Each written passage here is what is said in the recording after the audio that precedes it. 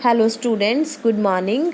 आपकी क्लास +1 है और मैं इंग्लिश लिटरेचर का आपको आज 5th चैप्टर है जो उसकी क्लास ले रही हूँ। 5th चैप्टर गुरु गोविंद सिंह जी, इंग्लिश लिटरेचर है जो उसकी बुक का। पहले हम वर्ड मीनिंग करेंगे। वर्ड मीनिंग है कॉन्टेम्पलेशन का मतलब होता है डीप थिंकिंग, गहराई से सोचना। डेस्टिनी का होता है power believed to control event, किसी भी इवेंट को कंट्रोल करने के लिए पावर पे यकीन होना। डियोसिस होता है the district of Bishop, the area of religious worker, जहाँ पे धर्म के लोग काम करते हैं उस एरिया को क्या कहा जाता है। डिस्क्लाइमर होता है किसी को रिटर्न में क्या देना कि इस बंदे का इससे कोई कनेक्शन नहीं होना चाहिए, इस चीज़ से कनेक्शन नहीं होना चाहिए, मतलब कि किसी का बायकाट कर देना। इमॉर्मिटी का मतलब होता है बिगनेस, वास्टनेस, बहुत बड़ा। फैसिलिटेशन होता है फॉर्मल कांग्रेचुलेशन, हमारा मन नहीं करता किसी को बधाई देने का फिर भी हम करते हैं, उसको कहते हैं फॉर्मल। हैरलिंग होता है person who can be hired, जो आदमी दूसरे आदमियों को हायर कर सकते हैं, रख सकते हैं, उनको हार्लिंग कहते हैं। Lower learning and knowledge, mission में कोई मिशन दे दिया आपको कि ये काम आपने करना है, वो आदमी ये सोचता है कि ये मेरे को गॉड ने दिया और ये मिशन मेरे को पूरा करना है। ऑफरिंग होता है कोई चीज़ प्रेजेंट देना, किसी को गिफ्ट देना। ऑप्रेसर्स होते हैं जो क्रूअल और अनजस्टिस रूलर्स होते हैं, क्रूअल होते हैं जो। ऑडील होता है any service test of character और करेक्टर भी किसी भी सर्विस का टेस्ट करेक्टर से लेना। पेंटिटेंस होता है सॉरो एंड रिग्रेट, दुखी होना। पिटी बीइंग पीवियस, रेवरेंस होता है डीप रिस्पेक्ट, किसी की बहुत इज्जत करना। टॉर्मेंट होता है ग्रेट पेन, बहुत दुख होना। टायरनिटी होता है क्रूल और अनजस्टिस यूज़ ऑफ पावर, कोई पावर का यूज़ बहुत गंदे तरीके से करता है। वेंटेज एडवांटेज मतलब मौका मिलना। अबॉलिश होता है किसी का खात्मा कर देना। अनइंजॉय होता है कमांड, ऑर्डर देना। वैक्यूलेट होता है विड्रॉ फ्रॉम, किस खाली छोड़ देना। इनिशिएट होता है एडमिट या इंट्रोड्यूस करना। किंडल होता है rouse to a state of strong feeling, अपनी स्ट्रॉन्ग फीलिंग के साथ खड़े होना। मेक अमेंड होता है कमांड देना। मैटर शहीद होना। नब होता है डेडन, उसके सांस तो चल रहे हैं पर उसके हाथ पैर काम नहीं कर रहे। प्रेसिस्ट होता है कंटिन्यू होना। रिक्लाइन होता है ले बैक, पीछे को आना। स्लिंक होता है go away in a secret and guilty manner, मतलब गो अवे इन सीक्रेट, बिना बताए कहीं चले जाना। सबड्यू होता है ओवरकम। मार्टियल होता है ब्रेव, जो बहादुर हो।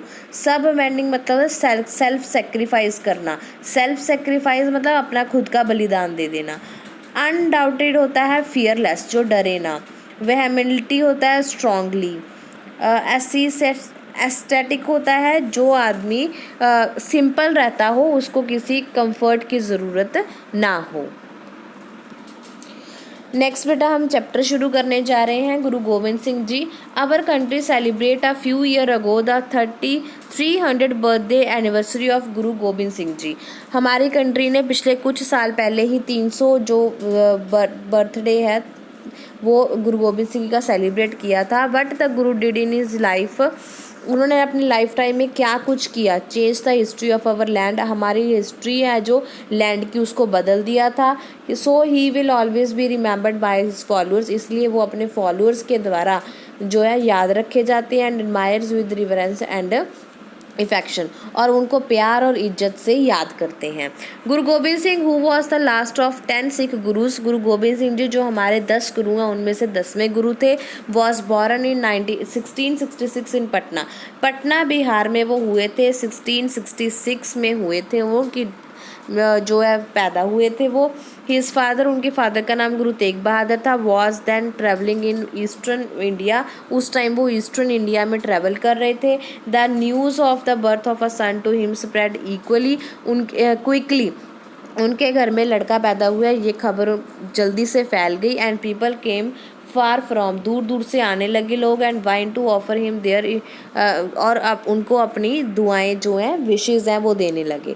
Among the very first to arrival was, जो सबसे पहले आया था वो कौन था?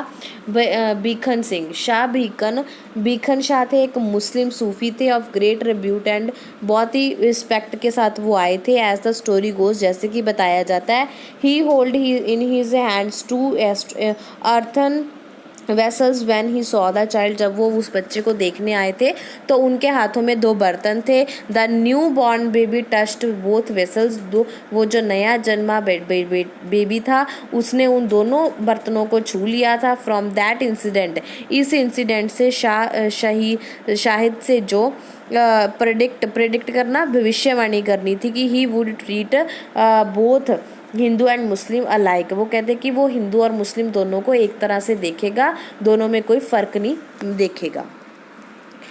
The child Govind lived eight Patna until the he was 5, वो 5 साल के थे जब तक वो पटना में रहे। Then he was brought to Anantpur, फिर उन्हें अनंतपुर लाया गया।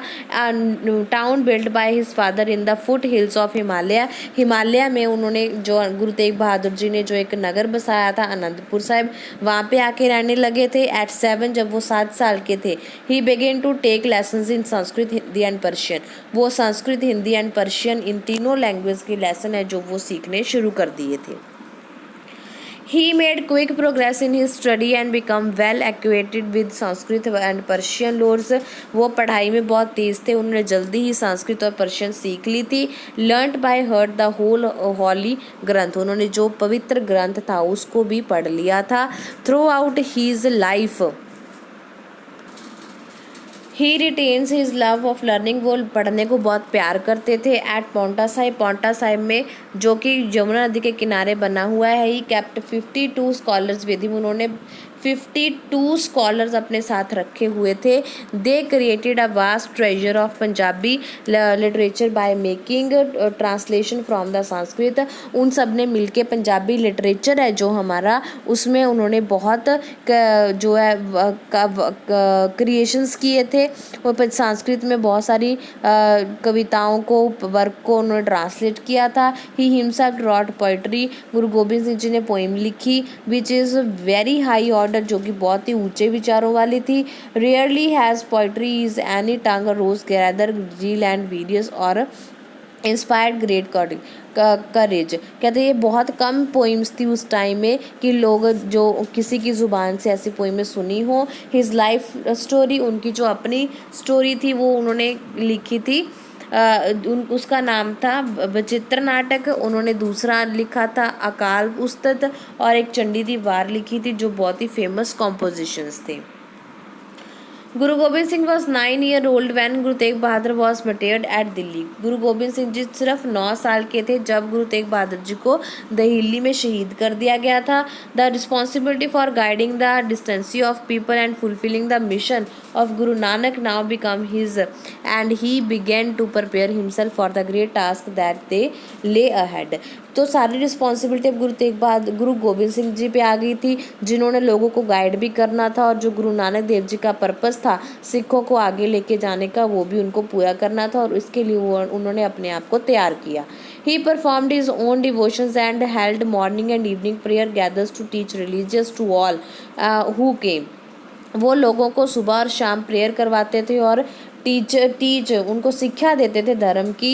ही practise the use of arms and went on hunting, वो हथियारों के साथ प्रैक्टिस भी करते थे और शिकार खेलने जाते थे। The Sikhs came from far, लो सिख है जो बहुत दूर दूर से उनके पास आते थे।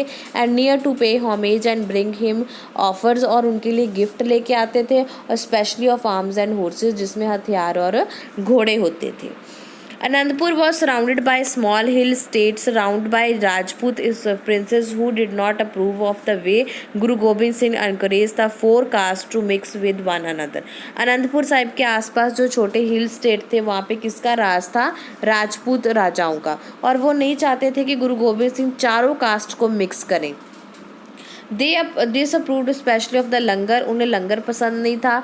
कम्युनिटी किचन, जिससे कि सभी इकट्ठे बैठ के खाना खाते थे, जिसमें कोई भी धर्म, क्रीड और पोजीशन का फ़र्क नहीं था। The hill Raja were jealous, हिल राजा इस बात से जेलस होते थे of the magnificent of his court with a view to spreading the new spirit, जब न्यू स्पिरिट उन्होंने स्प्रेड की, विच नाउ इंस्पायर्ड द सिखों में एक नई चेतना लाने के लिए गुरु गोबिंद सिंह जी ने क्या बनवाया था?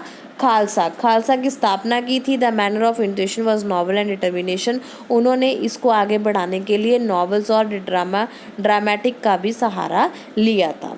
ठीक है बेटा, ये हमने चैप्टर शुरू कर लिया था आज, तो उम्मीद है यहाँ तक आपको समझ में आ गया होगा। इसके बाद हम इसका सेकंड पार्ट करेंगे, जो हम नेक्स्ट वीडियो में करेंगे, और साथ ही हमारा चैप्टर है जो वो कंप्लीट हो जाएगा। अगर आपको कोई प्रॉब्लम लगती है इस चैप्टर में, तो आप कभी भी मेरे को मैसेज करके पूछ सकते हो कमेंट बॉक्स में। ओके बेटा, okay, have a nice day.